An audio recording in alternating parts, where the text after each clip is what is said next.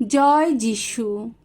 প্রথম পাঠ শিষ্যচরিত, 2 অধ্যায়, 14 পদ, 22 থেকে 32 পদ। 50 পর্বের দিনে সাধু পিতর ক্রুশবিদ্ধ খ্রিস্টের পুনরুত্থানের কথা প্রচার করলেন।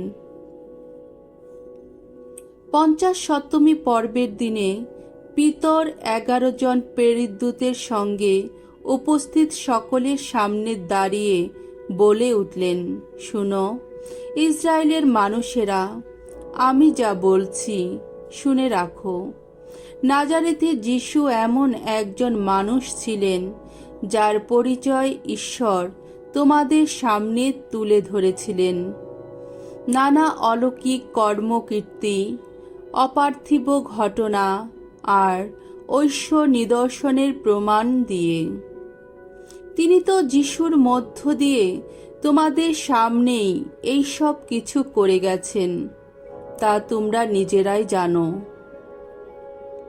ঈশ্বরের সুনির্দিষ্ট পরিকল্পনা ও পূর্বজ্ঞান অনুসারে যখন যিশুকে তোমাদের হাতে তুলে দেওয়া হলো, তখন তোমরা কিনা তাকে একদল ধর্মহীন মানুষের হাত দিয়ে ক্রুশবিদ্ধ করালে, তাকে মেরেই ফেললে। ঈশ্বর কিন্তু তাকে মৃত্যুর সেই প্রসব বেদনার মতো দশা থেকে উদ্ধার করে পুনরুত্থিত করেছেন, কারণ তিনি যে মৃত্যুর বশীভূত হয়ে থাকবেন তা কিছুতেই সম্ভব ছিল না। দাউদ তো তারই সম্বন্ধে বলে গেছেন, আমি অনুক্ষণ দেখতাম প্রভু আমার সামনেই আছেন, আমার ডান পাশেই তিনি, যাতে আমি টলে না যাই।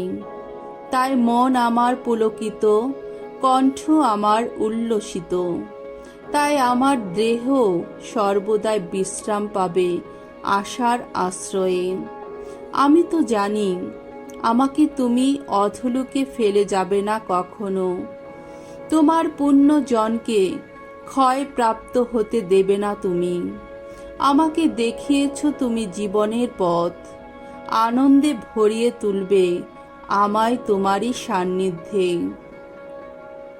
শুনো ভাইরা, আমি তোমাদের মুক্ত কণ্ঠে বলতে পারি, সেই কুলপতি দাউদের মৃত্যু হয়েছিল, তাকে সমাধিও দেওয়া হয়েছিল, আর তার সেই সমাধি মন্দির আজও এখানেই রয়েছে। কিন্তু তিনি ছিলেন প্রবক্তা, তিনি জানতেন ঈশ্বর তার কাছে শপথ করেই বলছেন যে তার বংশেরই একজনকে তিনি তার সিংহাসনে বসাবেন। তাই খ্রিস্টের পুনরুত্থান আগে থেকেই প্রত্যক্ষ করে তিনি তার সেই পুনরুত্থানেরই সম্বন্ধে বলেছিলেন। তাকে অধোলোকের কবলে ফেলে রাখা হয়নি এবং তার দেহ ক্ষয়প্রাপ্ত হয়নি। হ্যাঁ, এই যিশুকেই ঈশ্বর পুনরুত্থিত করেছেন। আমরা সকলেই তার সাক্ষী। প্রভুর বাণী। ঈশ্বরকে ধন্যবাদ। সাম সঙ্গীত, 16 অধ্যায়, 1 থেকে 2 পদ, 5 পদ, 7 থেকে 11 পদ। ধো, রক্ষা করো প্রভু, রক্ষা করো, আমি যে নিয়েছি তোমারই শরণ। নিরাপদে রাখো হে ঈশ্বর, আমি যে নিয়েছি ওগো তোমারই শরণ। ভগবানকে বলেছি আমি, তুমি আমার প্রভু, তুমি তো সম্পদ আমার। ওগো ভগবান, তুমি জীবন পাত্র আমার, রয়েছে তোমারই হাতে। ওগো আমার জীবন, আমার মরণ। ভগবানের বন্দনা করি আমি, আমার মন্ত্রণা দাতা তিনি। রাত্রিতেও শুনতে পাই বিবেকের বাণী। মনের সামনে আমি ভগবানকে রাখি অনুক্ষণ, আমার ডান পাশেই তিনি। তাই আমি কোনো কিছুতেই টলব না কখনো। তাই উৎফুল্ল অন্তর আমার, প্রাণ উল্লসিত, দেহ আমার নিরাপদে করে বিশ্রাম। জানি জানি আমাকে তুমি অধোলোকে ফেলে যাবে না কখনো। তোমার ভক্তকে রসাতলের মধ্যে পড়তেও দেবে না। আমাকে দেখাবে তুমি জীবনের পথ, আনন্দের পূর্ণতা তোমারই সান্নিধ্যে। তোমার ডান পাশে থাকা সেই তো ওগো চিরন্তন সুখ। বাণী বন্দনা। জয় মৃত্যুঞ্জয়, জয় তোমারই জয়। এই তো সেদিন ভগবানের বিরচিত দিন। এসো আমরা এই দিনে আনন্দ করি, করি উল্লাস। জয় মৃত্যুঞ্জয়, জয় তোমারই জয়। মঙ্গল সমাচার। মথি রচিত মঙ্গল সমাচার, 28 অধ্যায়, 8 থেকে 15 পদ। নারীদের কাছে পুনরুত্থিত যিশুর দর্শন দান।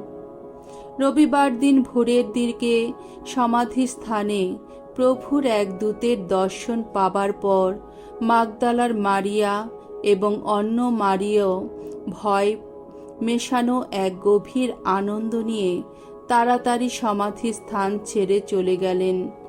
তারা ছুটে চললেন যিশুর শিষ্যদের কাছে এই সংবাদ জানাতে। আর পথেই হঠাৎ তাদের সামনে এসে দাঁড়ালেন স্বয়ং যিশু। তিনি তাদের প্রীতি সম্ভাষণ জানালেন। তারা তখন কাছে গিয়ে তার পা দুটি জড়িয়ে ধরে তাকে প্রণাম করলেন। তখন যিশু তাদের বললেন, তোমরা ভয় পেও না, এখন যাও, আমার ভাইদের জানিয়ে দাও তারা যেন এখন গালিলিয়ায় যায়, সেখানে তারা আমার দেখা পাবে। তারা দুজনে চললেন। এই সময়ে প্রহরী দলের কয়েকজন শহরে গিয়ে প্রধান যাজকদের কাছে সমস্ত ঘটনাটা জানিয়ে দিল। প্রধান যাজকেরা তখন প্রবীণদের সঙ্গে সমবেত হয়ে পরামর্শ করতে বসলেন। তারপর সৈন্যদের হাতে তারা বেশ কিছু টাকা দিয়ে বললেন, শুনো তোমরা কিন্তু এই কথা বলবে, ওর শিষ্যেরা রাত্রে এসেছিল, আমরা যখন ঘুমোচ্ছিলাম তখন তারা এসে ওর মৃতদেহটাকে লুকিয়ে তুলে নিয়ে গেছে। কথাটা যদি প্রদেশ পালের কানে যায় তাহলে আমরা নিজেরাই বুঝিয়ে সুজিয়ে তাকে শান্ত করব আর দেখব তোমরা যেন কোনো ঝামেলায় না পড়ো। সৈন্যেরা তাই সেই টাকা নিয়ে তাদের নির্দেশ মতোই কাজ করল। এই গল্পটা তখন ইহুদিদের মুখে মুখে ছড়িয়ে পড়ল আর আজও তা প্রচলিত রয়েছে। প্রভুর মঙ্গলময় বাণী। খ্রিস্ট প্রভু তোমার প্রশংসা হোক।